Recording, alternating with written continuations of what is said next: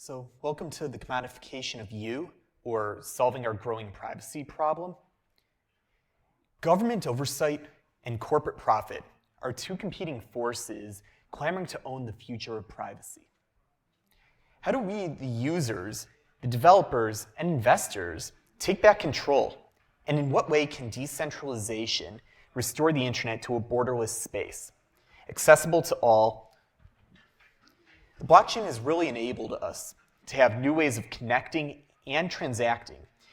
It's a digital model that Orchid, my employer, is using to open access to the internet to everyone and everywhere. But privacy hasn't always been a thing. It's actually relatively new in human civilization. If we go all the way back, our world was made up of tribes.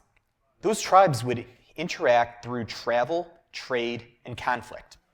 The world was small, and the village knew pretty much everything about everyone. It wasn't until really the early 20th century, with expanding corporate industry, social institutions, and the federal government and population, that privacy, its very definition, and the terms and conditions for it were established legally. Up until this point, all of our activities were private by default, and making them public took a lot of effort, and usually some money as well. But that all changed dramatically. Enter the internet. It has radically shifted how we view and protect privacy. When the internet was invented, it made the world small again. It became a place where all of humanity's knowledge could be accessed. It's a borderless space, limited only by our imaginations, and it was decentralized by design. The internet made the whole World Wide Web into one global village.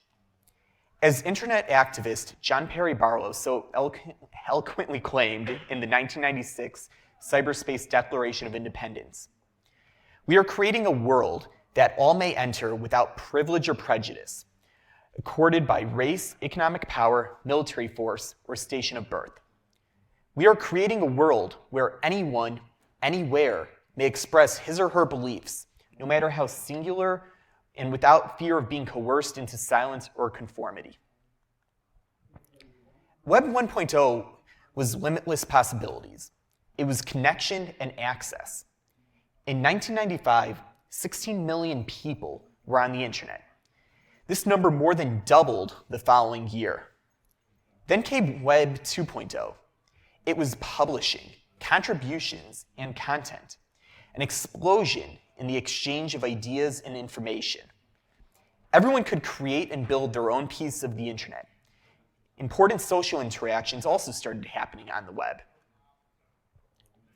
And then in 2016, the United Nations agreed and declared that internet access is a basic human right, just like humans' access to electricity in assisting the functioning of our daily lives.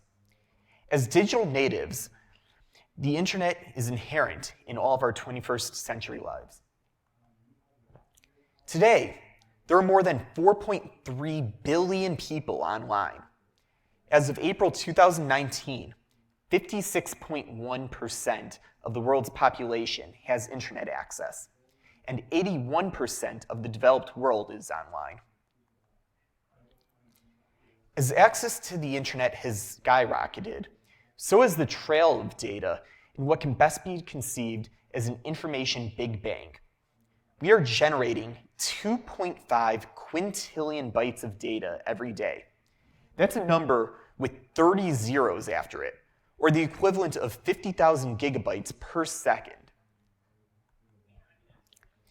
Every swipe, every click, every transaction and communication, packet of information, and this mind-boggling volume of digital information is doubling every 2 years. Here's what was happening on the internet every minute last year. Every minute, 216,000 Instagram posts were being made. 204 million emails were being sent and received. 12 hours of YouTube footage were being watched, and 217,000 tweets and 13 million texts were being sent.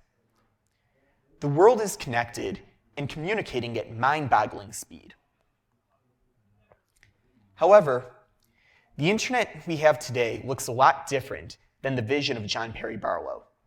Today, our World Wide Web is a series of walled gardens where people are tracked, censored, and controlled. We have an internet that is splintering under its centralization. We have an internet that went from plentiful to scarce. And the supernova of global data is a gold mine and a repository of power with dual competing forces working to own it. On the one side, you have corporate profit and motivations of the nation state. Yuval Harari argues that whoever controls the data controls the future. In politics, where land and later machines were the most powerful and important global assets of nation states, today, in the 21st century, data is becoming the ultimate currency of power and control. Harari, in his recent 2018 TED Talk, argued that the greatest danger facing liberal democracy is the concentration of data in the hands of the few, making dictatorships more efficient than democracies. Our internet today is at risk of splintering into 3 or more different versions. We have China with a state-controlled internet. We have Europe, where it's controlled by GDPR. And even in the United States, it's largely corporate-controlled. According to the 2018 Freedom House report, for the 8th consecutive year, internet freedom has been on the decline. Internet freedom means unobstructed and unmonitored access to an open internet. 18 countries increased surveillance since 2017. And perhaps most shocking is China's mentorship of 36 other countries with trainings and seminars on new media or information management. China has the most sophisticated surveillance technology in the world, and it's exporting its authoritarian ethos along with it. The report states that the internet is growing less free around the world, and democracy itself is withering under its influence. This is the digital authoritarianism. You also have to look at what else is banned in these countries to understand the deeper significance of the firewalls and blocked site. Where digital authoritarianism is on the rise, you see attempts at banning irony and satire, ban travel and mobility, ban purchasing power, and a very long list of banned content. With the other competing force, we have surveillance capitalism and the data supply chain. Surveillance is a mechanism to own and control data, whether that's on the public or on a private platform. By providing your data willingly or unwillingly, you become the product that is bought, sold, or manipulated. The recent Cambridge Analytica scandal revealed that our personal data can be turned into a propaganda machine against us. The New Yorker aptly points out that Facebook became Facebook by devising the most successful system ever for compiling and purveying consumer data. Big tech wants to exploit our personal data, and the government wants to keep tabs on us.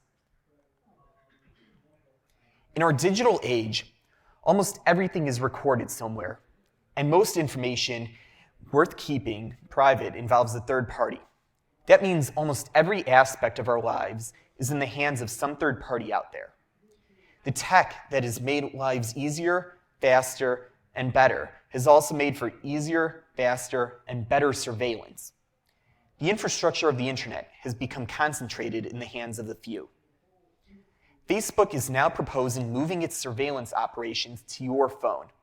New Facebook technology will offload tracking and artificial intelligence inference to the app. They plan to decentralize all the things, even surveillance. The model here is simple. You, the user, get free online access to the things you've come to rely on the most.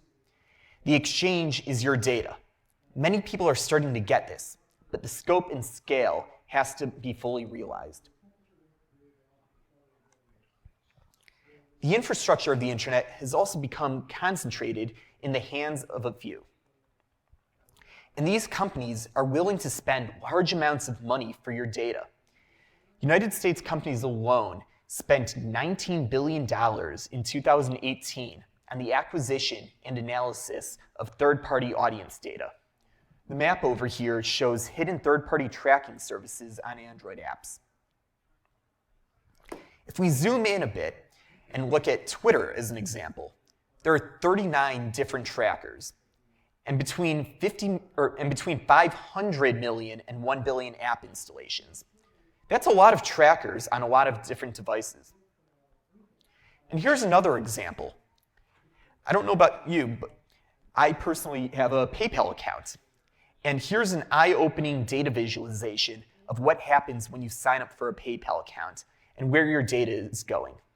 It starts from one data point on the left, and it quickly expands and expands as you move further right.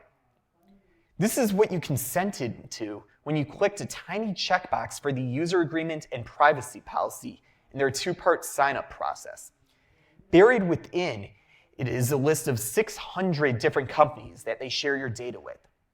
So you trusted PayPal, but did you know that in order to trust PayPal, you also had to trust 600 additional companies? How are they going to use your data? Do they sell it to even more companies? Where privacy is concerned, it's really no surprise that users are at a bit of a loss. According to Pew Research, users are confused, distrusting, and simply worn out. 91% of Americans feel they've lost control of personal information collection and usage. 80% are concerned with advertisers, and 74% say it's very important to be in control of who can get information about them. Yet the stark paradox is that most people stick around on the platforms they distrust out of paralysis and difficulty controlling and managing data privacy. And those who feel they have nothing to hide should ask, under what regime? Under what third party?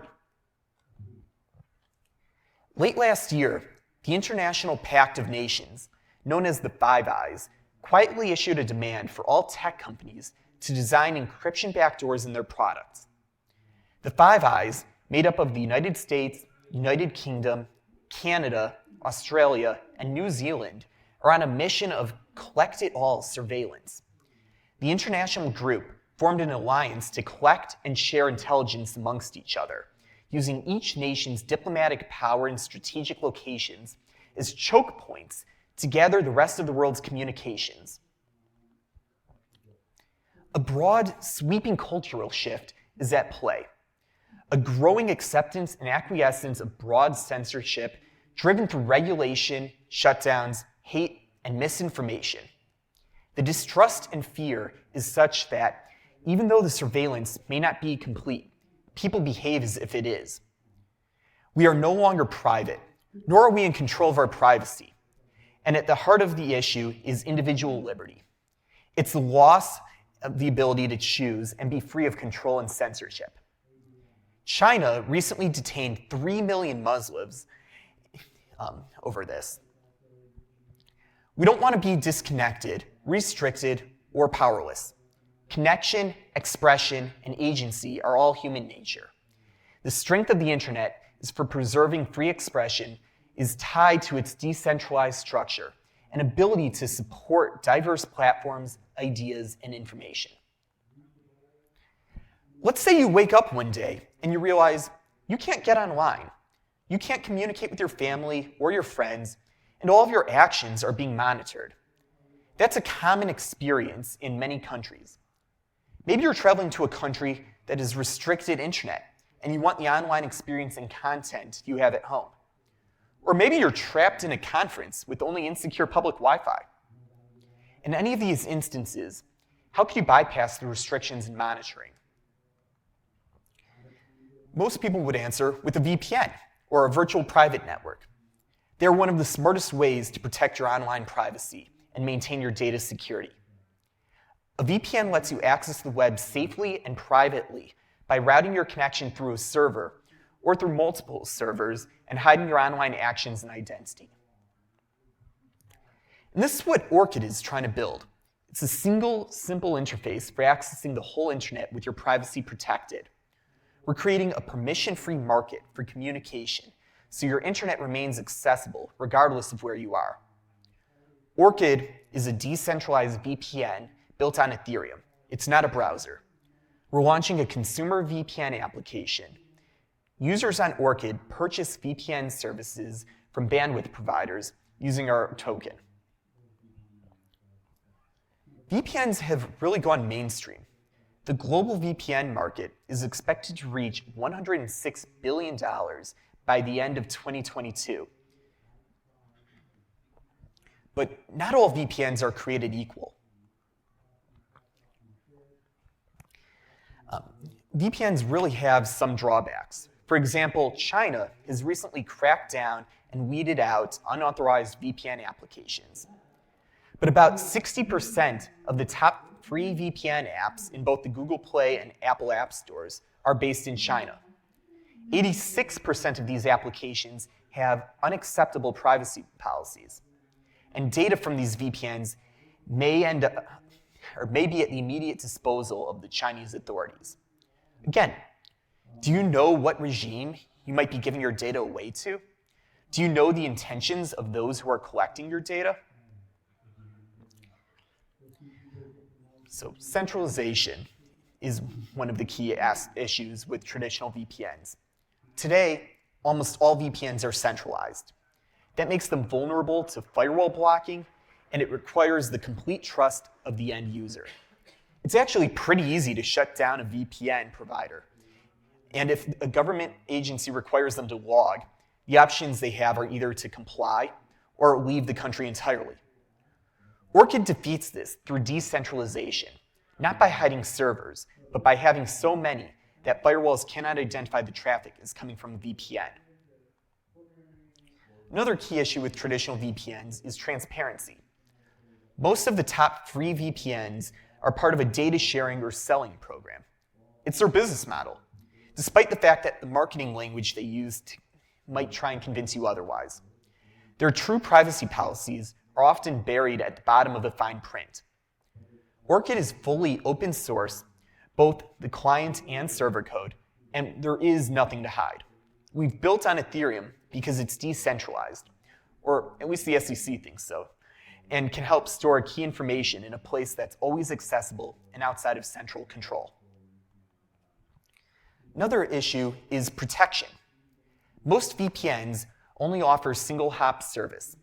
They can see where traffic came from and where it's going. Orchid is multi-hop, and it supports up to as many hops as the user wants to configure.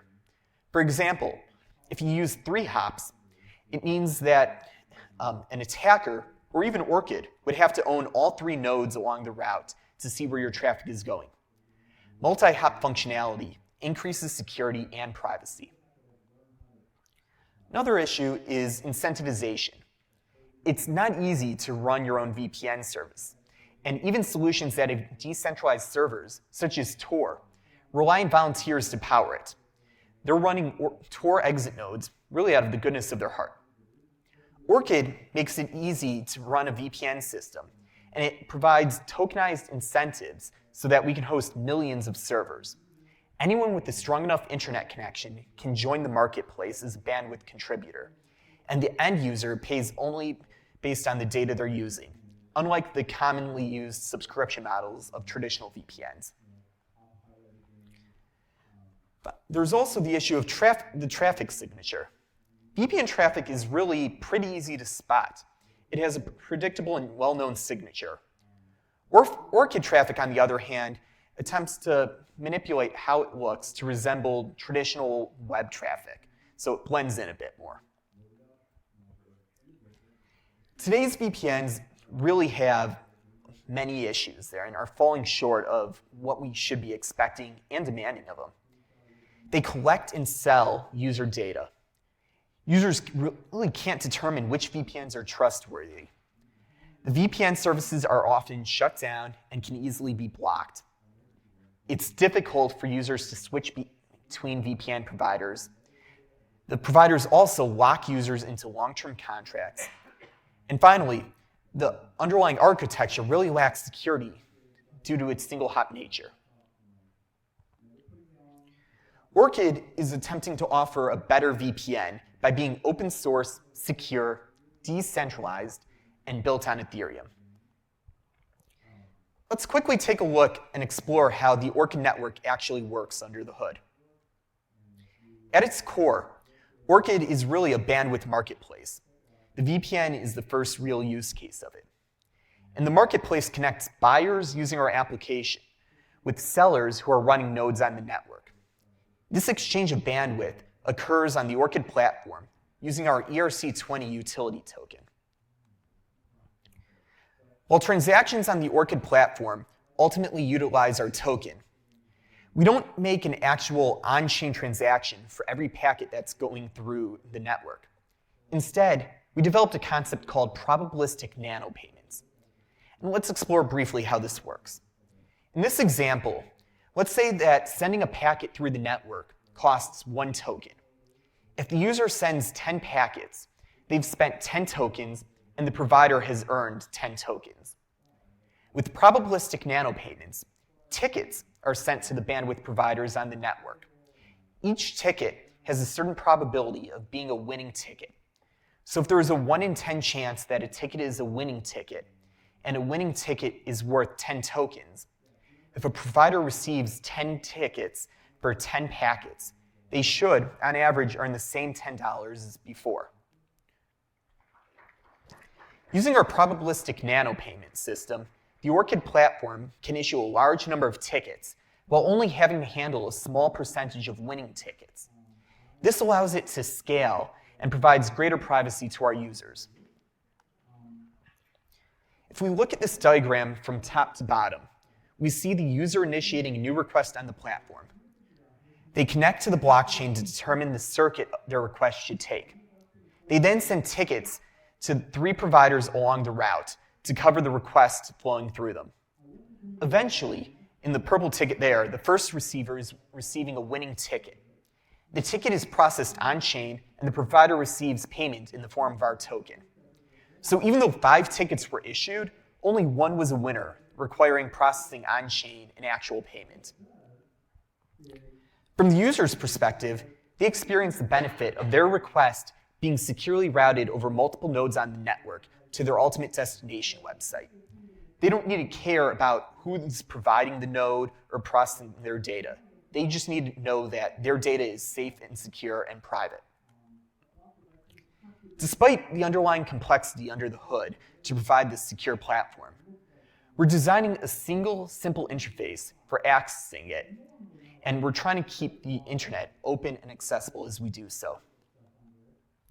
We feel it's time for privacy and crypto to join forces. No matter where you live, privacy is in decline and worth protecting. Decentralization and blockchain have opened a new avenue to redefine trust and keep the internet open, a little wild, and most importantly, accessible. We're releasing a new white paper and have a number of new technical blog posts published on our website. We hope you'll join the Orchid network, earn tokens, and keep the internet open. Thank you.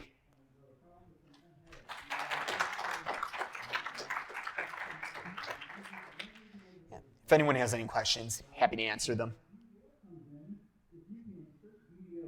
Yep. Go right ahead. So what's the incentive going with Orchid compared to setting up your own VPN using OpenVPN? Sorry, what was the incentive for running Orchid over setting up your own VPN using OpenVPN there? It really depends on what you're trying to do there. So with OpenVPN, it's a traditional VPN model. If you're running it yourself, you're connecting from your phone or laptop to your home server to the internet. You don't really care about logging there. Hopefully you can trust yourself there. So you're all fine and good. Orchid is looking to disrupt more of the commercial VPN space where that element of trust doesn't exist. But with that said, we provide a way to still support your use case. We'll have the ability to take the OpenVPN configuration file, the OVPN config, and add it into our client. So you can have all the benefits of your traditional home-run VPN while still benefiting from some of the extra privacy features that we're incorporating into the client. So you're saying basically you can still have your own VPN, but you're still going through different nodes within the network? The question was, can you still have your own VPN but go through multiple nodes on the network? But you essentially be your own provider. Because essentially you'd be your own provider. Yes, and that'll work for yourself. If you want to open this up to additional people, you would want to run an ORCID node there, which has the added advantage that you can share it privately if you want through a concept of curated lists that we have.